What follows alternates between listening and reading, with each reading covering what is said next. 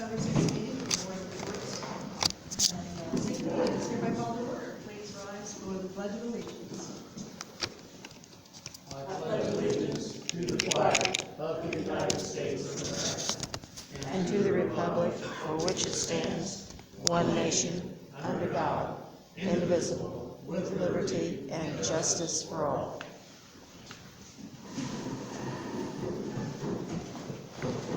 Clerk Treasurer Aldridge, will you read call the roll, please? Rick Ragland, Present. Cameron Gates, Present. and Neil Williams. Present. The minutes of the November 15th meeting are presented for review. Are there any additions or corrections? I have none. I have none. Motion to approve. Second. Without objection, the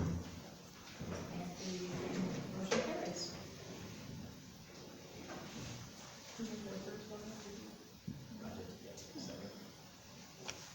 Next order of business are the claims for December 6th totaling $939,834.37. Is there a motion to approve the claims? So moved. Second. Any discussion? Yes. Visual Edge has got a whole bunch of claims in.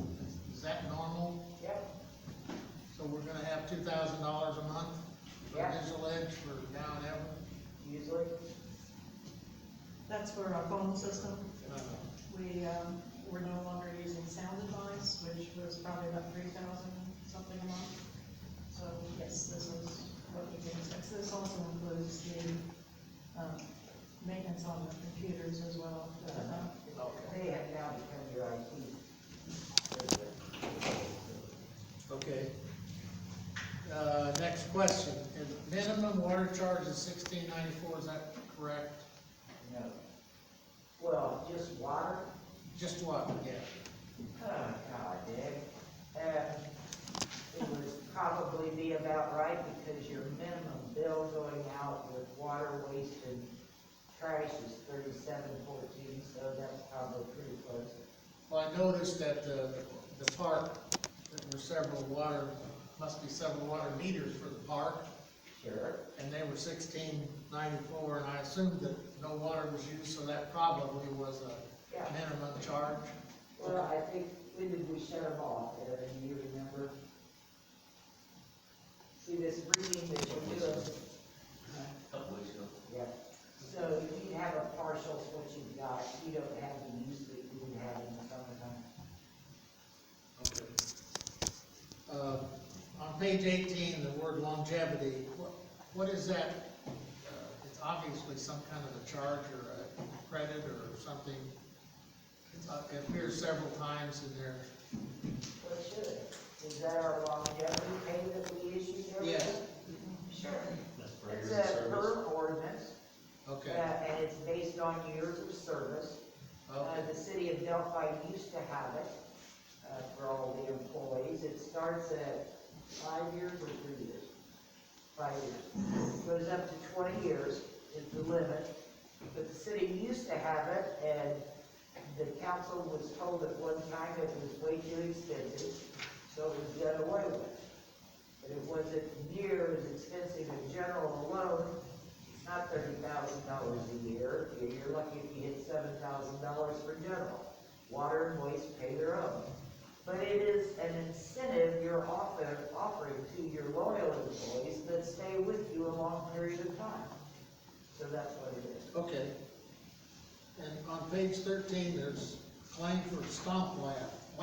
What in the word is that?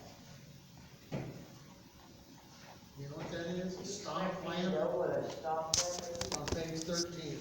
Is that 13 of the register or? So it's on page 13 of the. And it's on Kane Automotive, water paid for a stop lamp. Oh, it is stop lamp. Oh, it's It's $8.66. light bulb. It's a light bulb? Okay. They call it lamps. And that's probably a stop lamp. Probably stop rather than stop. Light bulb. Is that not the right spelling or what? No, I think it's stop, I saw it on the Maybe end. that's stop Stop. Huh? Stop on it. Yeah. Oh, okay. I don't know. was the Fund 701 payroll, is that a combination for the end of the year, those numbers? You have payroll every 2 weeks. But What page are you on? it was the last page, I think, the next to last page, I didn't write the number down. It says Fund 701 payroll. They're all coming out of 701. Every one of Well, it them. was, but there were other payroll claims in there, but this one looked like a combination of all of them for the month Your payroll claims start on page 18. Okay, That starts with net salaries, net wages, federal FICA. okay. It goes through, if someone's got a garnishment, we pay it through payroll and. But it's broken down other places, That's all the different For the- places that okay. payroll pays. for the individuals are broken down other places. Correct. Okay. That's good. That's all I got. Cameron? Covered it? Yep. Call for the question, all in favor of approving the claims of $939,834.37, please state by saying aye. Aye. Aye. And I am an aye, motion carries. At our November 15th meeting, Dr. Batu from Valley Oaks and Jim Paget from Phoenix presented information on NAILOX boxes with a proposal to place NAILOX boxes in one or more of the city's parks. Throughout the month, we did receive some additional information concerning the program, which was sent out to you for your review. As you probably know, Governor Holcomb supports this program and has set a goal of achieving placement in each of the 92 counties. There's a map on overdoselifeline.com that provides locations of the NAILOX boxes and also of distribution points. As we discuss this topic tonight, we should consider if the city were willing to install NAILOX boxes, would it be at specific park locations, and if so, which ones? Chief McCain, I think, has contacted some of the parks where Dr. Batu and Jim Paget indicated that the boxes had been placed. And Chief McCain, would you like to tell us what you found, and if you wouldn't mind grabbing a mic? I know you've got a pretty good voice, but I contacted Frankfurt, in Frankfurt, the TPA park has one, and I contacted Scott Shoemaker, who's the chief of police there. He said they've never had any problems before with drug activity, and since it's been in, they haven't had any upticks in it or anything like that. They haven't had any criminal mischief or vandalism to it, so he says it's just available. And he said, as far as he knows, that no one's even taken any of the naloxone out of it to even to have for it. The next closest park was at Monon. I contacted Roger Young, who's the Monon Town Marshal, and he said the same thing. He said, we've never had a problem with it. He said, we haven't had any. Before, we never really had a problem with any drug activity, and it's not like that we've had any since then. He said, so it's really kind of a neat point. He said, and he also said, he goes, we haven't had anybody come and obtain any out of the box there at that park. So it's kind of a neat point. They haven't had any increase of any illegal activity. It's all been the same. They didn't have any before, and since it's been in, they haven't had any since then. So it's not like they've had any vandalism and this and that. So I can't find any reason that that would, as far as the parks that they draw them. People that are going to get those are people that the addicts. I've been on ambulance calls with them. The people that are actively using, they don't want it because it interferes with the euphoric effect that they're getting. And they're not going to be, it's family and friends that are going to get it that know they have a loved one in their family that is using, and this possibly could be a lifeline. I'll just kind of go out there. In May 25th of last year, my oldest son, Brandon, passed away from a fentanyl overdose. And if he would have had it, or his girlfriend had it, Could it maybe, I don't know, but at least it would have been an opportunity for one of them to have it if they wanted to have it as a, for better words, as a safety net. So, you know, seems like the people that are gonna be using it or want it would be family and friends and not the active user, so I don't see it, you know. And if we put it in and it becomes a problem, we can always see if somebody else wants to replace it someplace else. But I think it would be, you know, something that, so that people could have opportunity to have it. So that's what I found out, and that's kind of my view on it, so. Thank you, and thanks for sharing your story. Superintendent Lyons, do you have any comments that you would like to make? No, I guess I understand the point, I guess I just question the locations, whether or not the parks are the proper location. But I'm not necessarily against it, and I'm not, you know, I understand what it's for. There's a lot of people that, probably say at some point in their life they've had loved ones, so, had that experience, so like a word knows me. I question the park whether or not that's the right location, but I'm not here to say yea or nay. That's what we're doing. Thank you. I think Cody Walker is here from the Parks Advisory Board.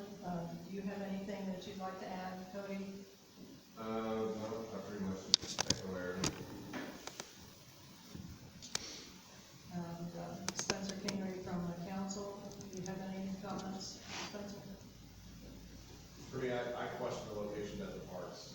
It's not necessarily the user that goes and gets, I understand that generally it's gonna be the family that goes and retrieves the naloxone. However, my fear is, once users or their friends start understanding that it's they're bringing the trash and the paraphernalia that go with it. Not necessarily the product itself, but we're talking uncapped needles, other drug paraphernalia that could be possibly left in our parks. And I would hate to see someone, an innocent person, step on a used needle and extract some sort of disease out of it. Thank you for sharing that. Are there members of the public who would like to speak? So Just a couple questions. Is there cameras where we can? Could you please state your name and your? Oh, I'm address? sorry, Tony Brooks. I'm sorry, Aaron.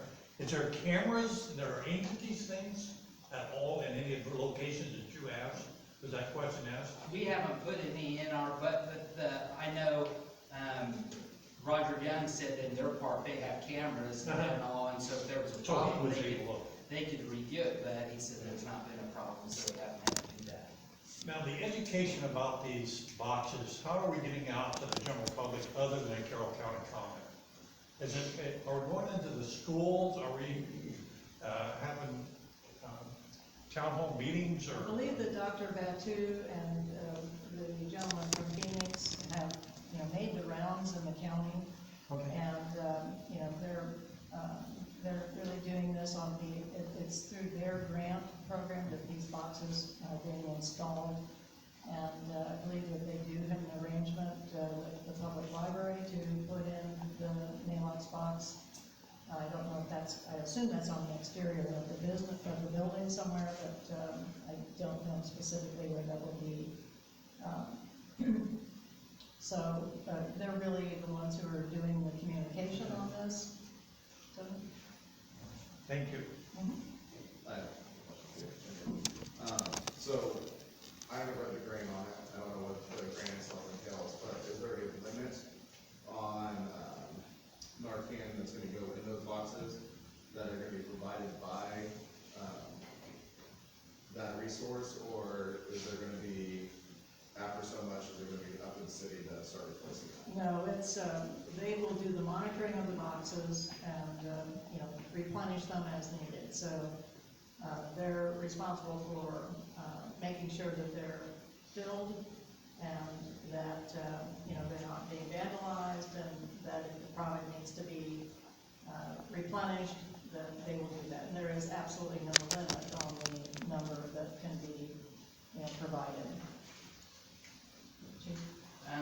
I know that what I read about it, as far as the naloxone that they give out, they also have a packet in there that has outsources, so if you're wanting, if whomever has it, they wanna go to like meetings or outreach for their addiction, that they have those in with it. And I know in Winamac, they have some in the town, but they're just on post on the corner of a city lot, you know, so they have them. There's other places that other communities have put them, but I know they have. And then the website that you go to the state, you click on the state or the county and expand out, and it shows you where they're at. And like I said, there was one, I think they were both in Winamac, that have them just in the town on a lot in the corner for that, so. Is there anyone else in the county that's doing this? Or are we first? Or would we be first? I do not know, we'd have to check with Dr. Bantu to see, where else they have placements. The only one that I think they mentioned when they were here, and this probably is early days for them as they, try to, talk to the different town boards and so forth, but I believe the only one that they mentioned in Delphi was the Delphi Public Library. I don't know whether they intend to put these, somewhere at the schools or any other area. I know some counties have them, there's in Clinton County and Frankfurt, one of the factories, they have them at the factory, so people that are going in and out have access to them, there's other places I know.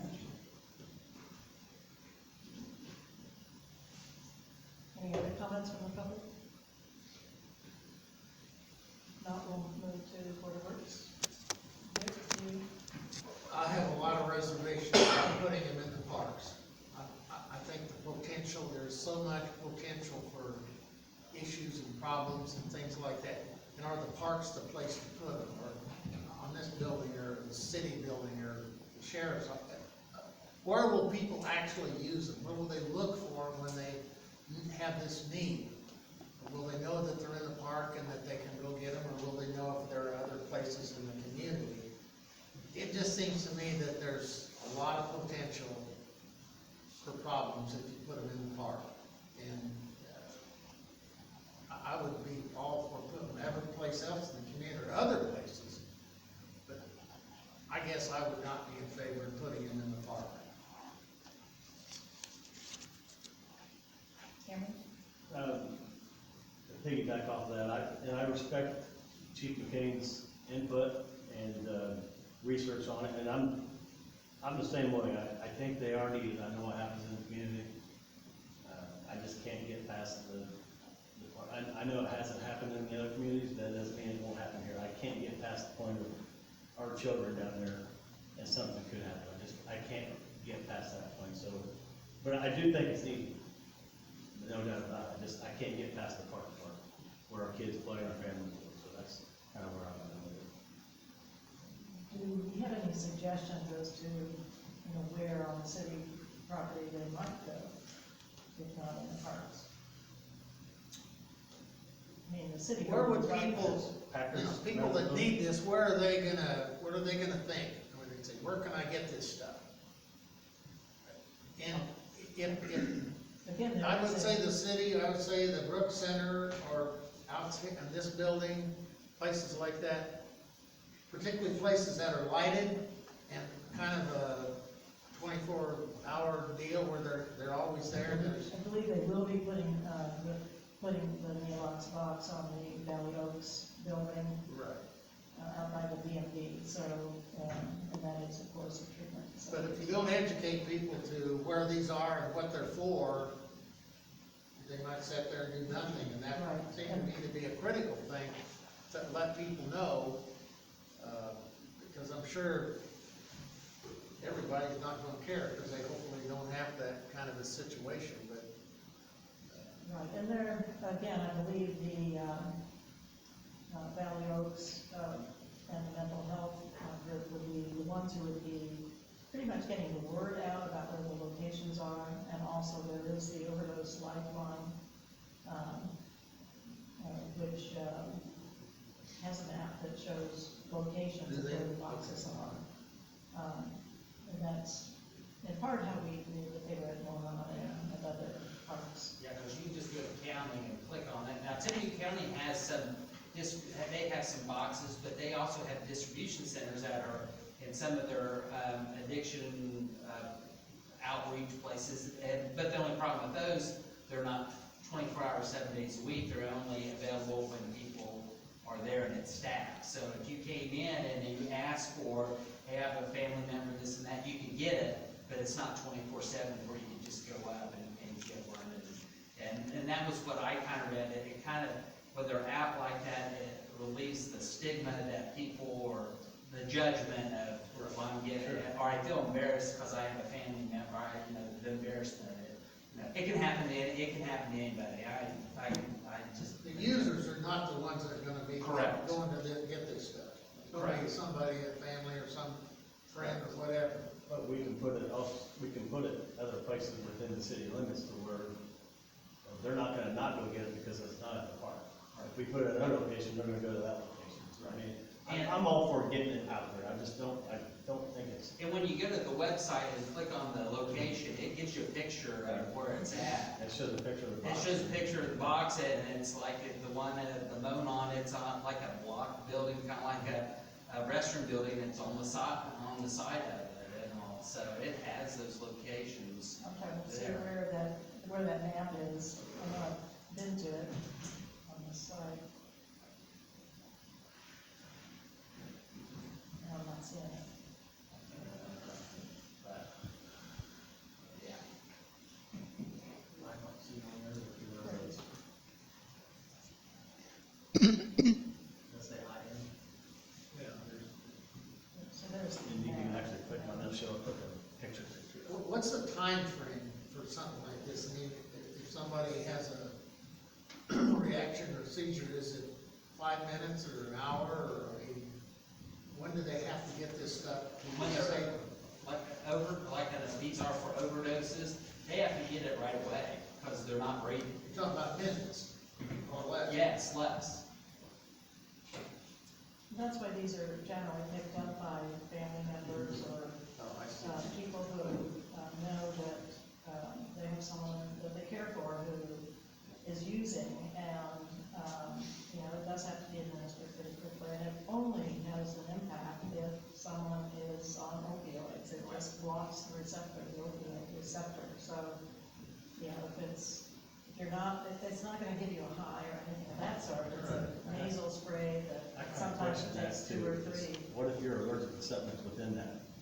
So I don't know that they did research on, you can be allergic to something and not even know it, and just try it and then have a reaction, so I know they've done all the research on that, but there's 1,000 different circumstances that could arise. And there again, I know some people are worried about whether they would be liable if something happened to the individual, and Aaron's law does provide protection from that.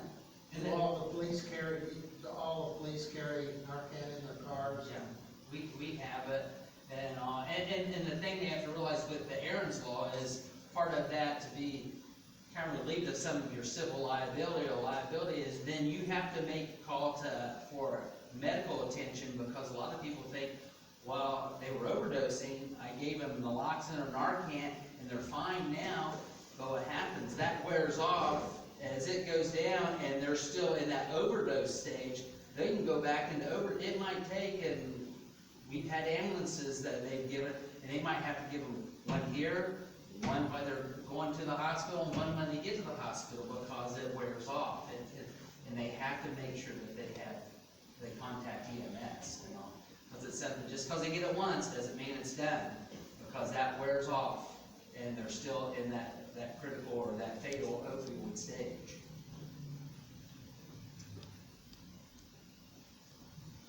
So you were mentioning that, the locations are indicated on the map, and then when you hover over the location, it shows you specifically where it is on the building. If we decide not to put them in the parks, we still can decide to put them on other city property and city places, are we really just talking about the parks right now? We're not talking about other places? That's up for discussion. I mean, if you had thoughts of where else you might like to see them, then we can certainly entertain that. Well, I would leave that to people who see that more often and maybe know where those folks might go. Again, the ability to get that information out is gonna be critical, because it doesn't make a difference what you have if they can't find it or don't know how to find it, make any difference. And you're talking about minutes, you're not talking about hours, you know. I guess I would suggest that we approve it for other city locations except the parks. Wouldn't want to do that without specifying what those locations are. So, I mean, we can certainly table this discussion and look for recommendations from the community, and certainly, Debbie, if you're gonna report on this, and wouldn't mind asking people to, contact the city, contact me, whatever, if they have suggestions, that would be fine. But it sounds as if at this point in time, there is no motion to be made. Is that correct? I would not support that. Is the park out there off Old 25, is that considered a park? Yes. That's a park, and that'd be one of the that I would feel most comfortable with. It's outside, without a line, we had some things happening out there. Trailhead, is that what you're Trailhead Park. Very few children are out there, it's more of a, I consider it more of a trailhead than anything really. It's an access point. The shelter doesn't get rented a whole lot out there. That would be one of the parks that I would feel a little more comfortable with, if you will, put it in there. Maybe the city building, the libraries are, is that definite, is the library definitely, I believe that their board voted, Okay. to approve that. I can certainly follow up with. My thought was maybe on the city building also. Yeah, that's right next door though to the, And if it's, yeah, that would be, literally two buildings right next door to one another, which might not be the best, that's why I'm asking if it's. but we can find out. And, About the fire department too, I mean, I don't know if they wanna get into that or not. And I believe they were, contacting multiple, public organizations and community organizations to investigate whether or not they could, install the neon spots on the fire station or, on other buildings. They were, also, I believe, going to get in touch with Indiana Hackers to see if that was an option out there. So, What about any of the churches as well as like the Freedom Center there?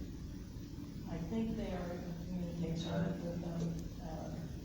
So certainly, we can get back to Dr. Batu and Jim Paget and see where they are, what their success has been in the community. The Brook Center, I wonder if they also use a facility, plus Brook it's Center- well lit. Yeah, and that's far enough away from Valley Oaks. I mean, if you have one at the public library, one at the Brook Center, one at Valley Oaks, then, that's a fairly good distribution. That's a problem if the library says yes, and putting it either in the city building or the fire department, It's you so got them too close. clustered, maybe if you could find, spread them out some.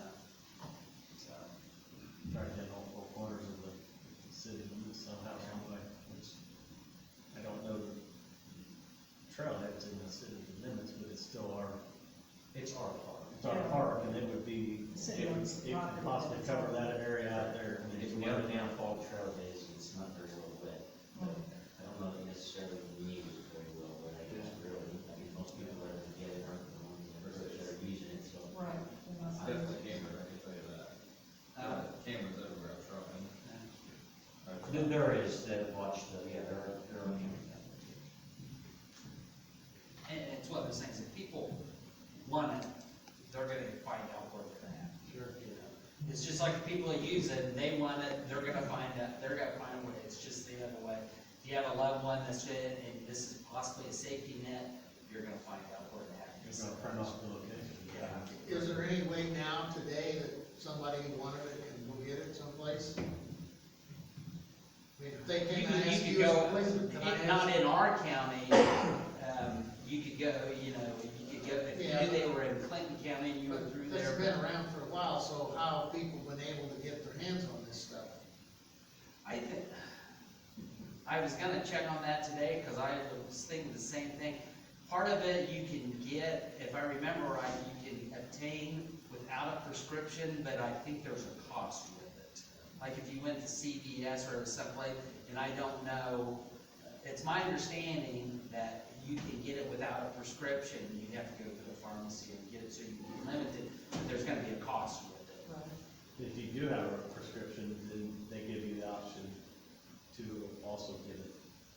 So if you get a prescription for what, I don't know what, for anything that's opioid like that, they will offer you, through that new law, they will offer you Yeah. yes, they will offer to you, that means they have to now. Have to, Yep. I forgot, I did forget about Right, that. so, but it's also, it has a cost to it, but. Yes. But you now get the medication and you can decline it, but they will offer it to you as well, so I think that's starting January.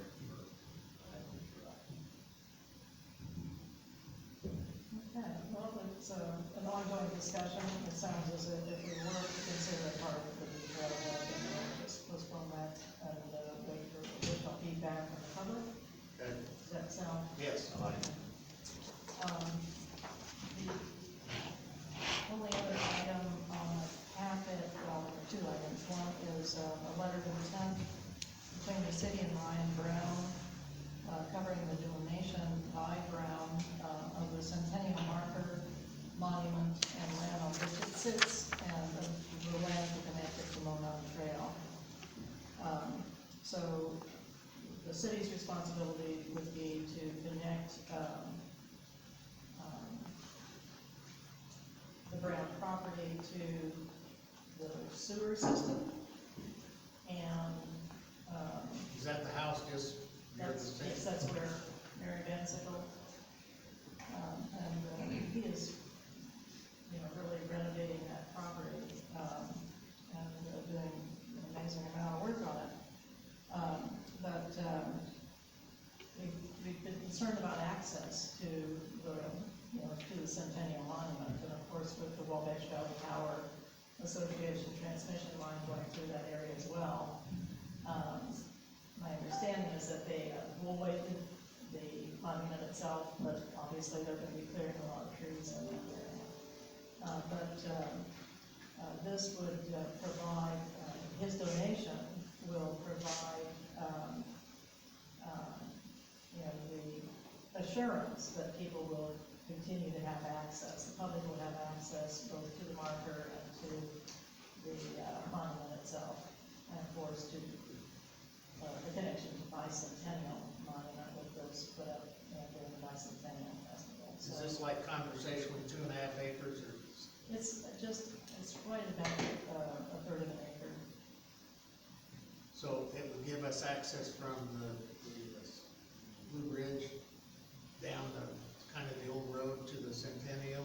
So, Old Camden Road, Yeah. where Mary Van Sickle's house was, and now Ryan's, was vacated right at Arnold Road. And so in addition, we will get an easement, an access easement, from the property, and of course, part of that property would now belong to the city, so it would just be the portion that is, that Brown would maintain as part of his deed. But we will have, you know, permanent access easement so that people can access through continuing along Old Camden Road to get to Monon High Bridge Trail, or to the Bicentennial Monument, and so forth. So yes, it's, I think it's, you know, it's an important thing for us to acquire. What happens if he moves out of the house, does the new property owner that moves in, It the will be agreement a- still stays as? Yes, so the easement will be, In the access perpetuity. easement will be in perpetuity, and But that will they be can't. part of his deed. Fight any part of the, part That that will we be part have. of his deed. And then, of course, the city would have the deed to the third of an acre that has the monuments and the marker. And then the other thing that's in your packet, is, well, going back to the letter of intent. So the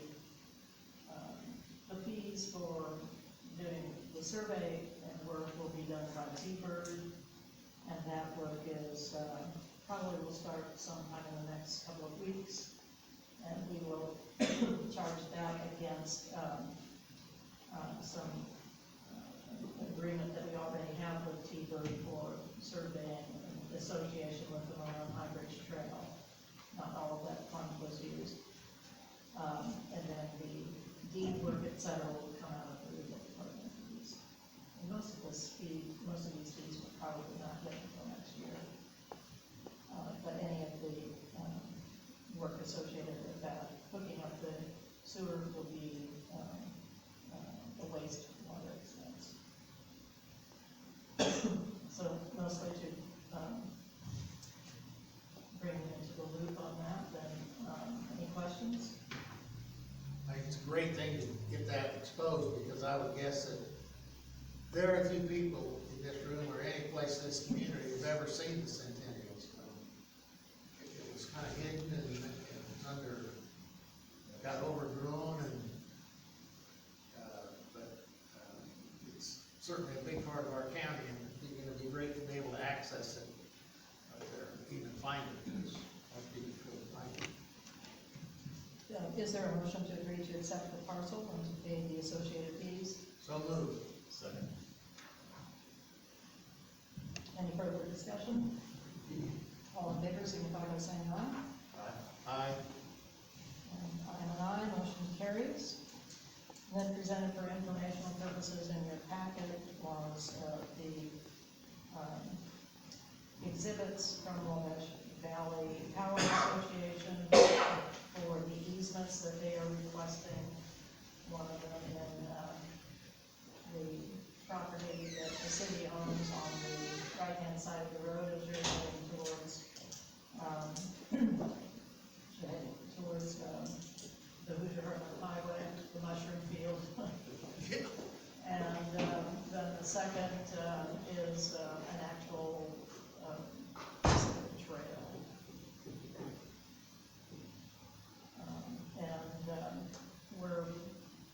The city attorney and I are meeting with the head of Wabash Valley Power Association on the 15th to discuss the basis of the appraisals for the options that they have given us, and also to see what influence we can have on any slight modifications to the process. So we'll come back to this body and to council after that meeting and discuss the options and whether to accept. Nothing's chiseled in stone, however, that's their proposal. Is that That's the correct? proposal, and it's all but chiseled in stone. Our options are quite limited in terms of what we can do unless we want to fight them in court, and eminent domain is on their side.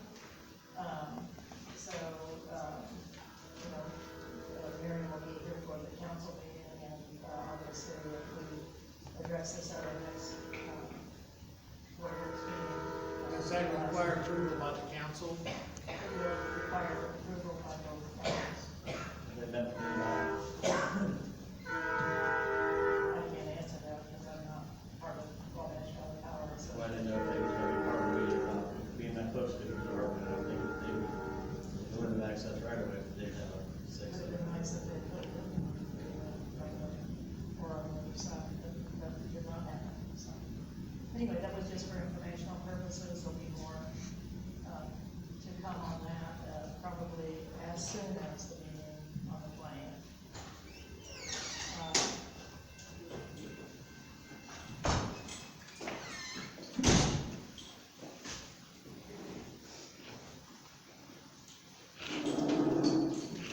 So that is pretty much it. Are there board comments or requests?